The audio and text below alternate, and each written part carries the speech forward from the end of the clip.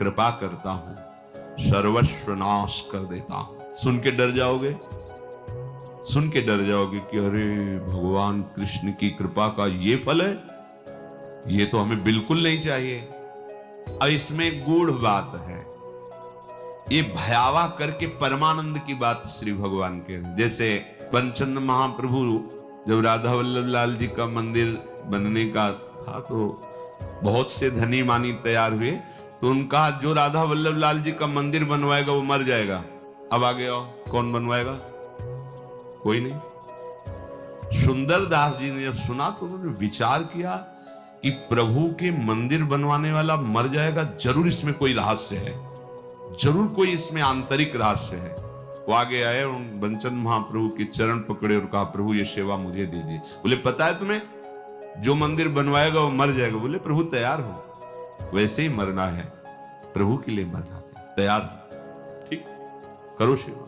मंदिर बना, 1 साल उत्सव हुई और श्री जी के सामने बनी वृषभानु नंदनी आज, भूषण वसन विविध पहिरेतन, पिय मोहनित साज। ये समाज में पद हो रहा है और आप निकुंज पधार रहे। शब्द क्या था?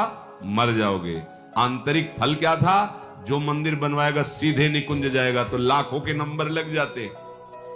बात वही है, लाखों तैयार हो जाते, केवल मंदिर बनवाने से निकुंज की प्राप्ति। प्रभु मेरा धन, मेरा धन, लेकिन मर जाओगे पीछे। समझ रहे हो ना? महान वस्तु को भयावह में छुपाया गया है।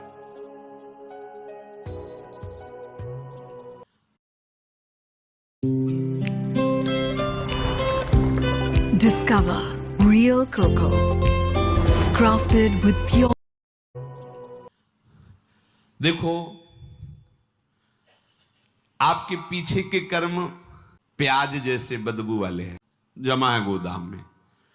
ऊपर से यदि केसर और कपूर लाद दिया जाए तो केसर और कपूर की गंध प्याज को नष्ट करके अपना प्रभाव दिखा देगी। नाम जब कीर्तन कथा वार्ता, यह है केसर कपूर। लाद दो अपने पूर्व पाप के ऊपर, भगवान नाम का वजन सब दब जाएगी, उसकी दुष्प्रवृत्तियां नष्ट हो जाएंगी। अगर कहीं वायु का झोंका चले और कपूर खुला रह जाए तो उड़ जाएगा, फिर प्याजे की गंध रह जाएगी। माया का झोंका चला और आप अपने यश कीर्ति में, अपनी बड़ाई सम्मान प्रतिष्ठा में, भजन में कमी, मान सम्मान प्रतिष्ठा में बह गए तो उड़ गया कपूर। अब बचा प्याज है, उसकी दुर्गंध शुरू हो जाएगी। कितना महापुरुषों ने सूक्ष्मता से अनुभव किया है। इसलिए ध्यान रहे कि इस माया की वायु का प्रवेश आपके हृदय में ना होने पर दुर्गंध ही रह जाएगी, केसर कपूर की गंध नहीं रह जाएगी। ये माया के प्रवाह का, तूफान का क्या भाव समझें? सबसे ज्यादा अहंकार, इसी में सारे दोष आते हैं। मैं तपस्वी हूं, मैं साधक हूं, मैं ज्ञानी हूं, मैं ध्यानी हूं, मैं बड़ा भगत हूं। इस तरह की अगर अध्यात्म मार्ग में कहीं भी कोई भी वृत्ति है तो वो आपकी दुर्वासना जो दबी हुई है उसको उठाल देगी। मैं बहुत नीच अदम हूं, अगर ये कुछ साधन बन रहा है तो श्री जी की कृपा से बन रहा है, गुरु जी की कृपा से बन रहा है दुर्गंध वाली बातें, पर ऊपर कपूर और केसर है, उसकी दुर्गंध आपके हृदय को परास्त नहीं कर पाएगी।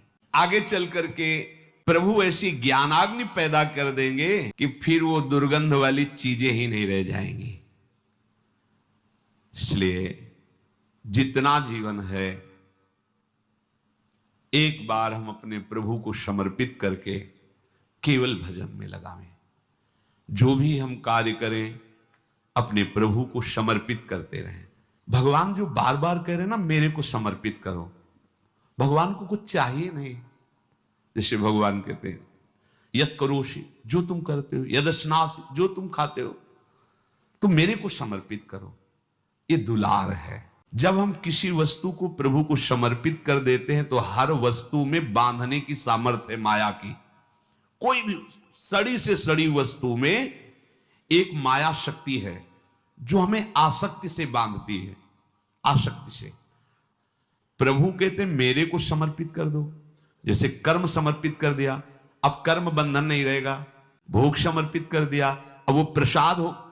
प्रभु तुम्हारे भले के लिए कह रहे हैं कि जो प्रभु को समर्पित कर दिया जाता है वो निर्विकार हो जाता है। बात समझो। ये भगवान तो कहते हैं कि सब तुम मेरे लिए, अगर नहीं समर्पित करोगे तो दुर्गति को प्राप्त होगे। भगवान तो नाराज होके बोल रहे हैं। नाराज नहीं, उस वस्तु का प्रभाव है। कोई भी कर्म, कोई भी यहां की वस्तु सब बांधने वाली है। समझो पहले, सब बांधते, कोई भी व्यक्ति सब बांधता है। अपने राग से सब मुझे बांधते हैं। अगर प्रतिकूल हुआ तो द्वेष से बांधते हैं। यहां कोई मुक्त करने वाला नहीं है। एक एक वस्तु, एक एक व्यक्ति, एक एक परिस्थिति केवल बांधती है। और हम साधना कर रहे हैं मुक्त होने की। कैसे करें? भगवान करे चुपचाप जो कर्म करो मेरे को समर्पित करो। इसका रहस्य क्या है? वो कर्म तुम्हें बांध नहीं पाएगा। अगाध आनंद सिंधु प्रभु हृदय में विराजमान हैं। उनका मार्ग गुरुजनों ने दे दिया है। खूब सत्संग सुन रहे हैं, पर हमारी चित्त वृत्ति सत्यत्व भाव भोगों में ही किए हुए। ये बड़ा हंसी का खेल है। अब अगर आप सही मार्ग में चलोगे तो एक तमाशा हमने देखा, कुआं में लग गई आग, पानी पानी सब जला और मछली खेले भाग। संतों का है एक तमाशा मैंने दे। जब गुरु कृपा हुई, अध्यात्म का प्रकाश हुआ, तो जितना विषय रस है सब जल गया। जिसमें हमारा मन मछली बना खेल रहा था, सब विषय रस जल गया। अब वो मन भगवदाकार हो गया। भला पानी जल जाने के बाद मछली फाग आनंद कैसे बना सकती? अब असली आनंद। तो एक तमाशा हमने देखा, कुआं में लग गई आग, पानी पानी सब जला और मछली खेले भाग। ये परमानंद। अब तो मन परमानंद में निमग्न हो गया, क्योंकि विषय रस भस्म हो गया ज्ञानाग्नि से। देखो, हमको बिना अपने घर पहुंचे आराम नहीं मिलेगी।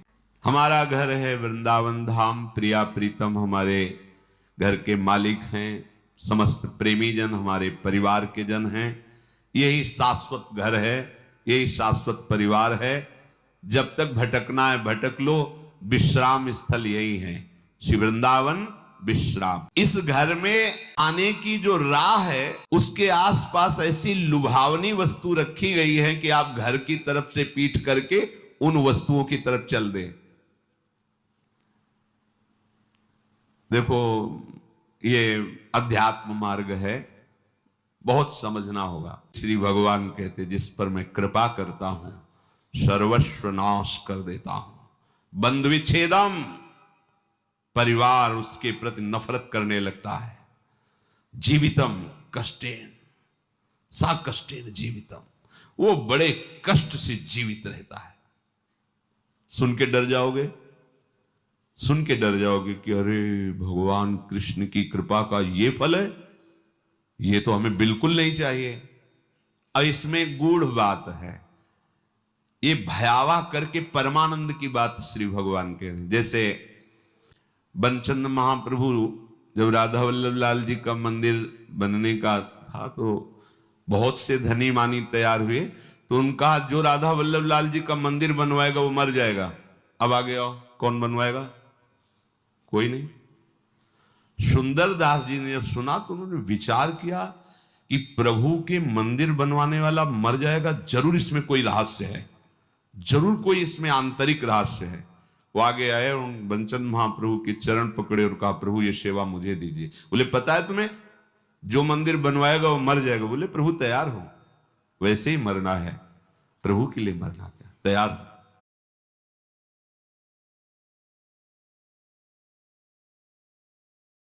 15 वीडियो ऐसी दे दूंगा।